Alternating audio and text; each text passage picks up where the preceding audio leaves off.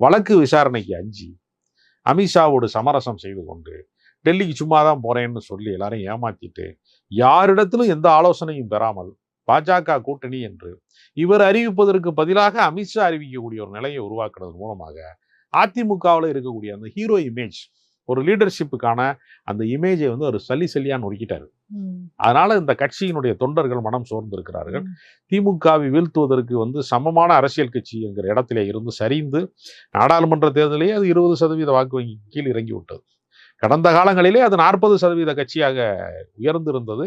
அது பாதியாக பலம் குறைந்து விட்டது. இப்பொழுதும் அதை பற்றி கவலைப்படாமல் தன்னை தற்காத்துக் கொள்ள வேண்டும், தன் சொத்துக்களை பாதுகாத்துக் கொள்ள வேண்டும், தன்னை சார்ந்திருக்கிறவர்களை மட்டும் பாதுகாத்துக் கொண்டால் போதும், வழக்குகள் வராமல் இருந்தால் போதும், மீண்டும் அதிகாரத்துக்கு வரலைனாலும் பரவாயில்ல என்கிற காம்ப்ரமைஸ்ல அவர் பாஜகவோடு கரைந்து போகிற ஒரு முடிவை எடுத்துட்டார்.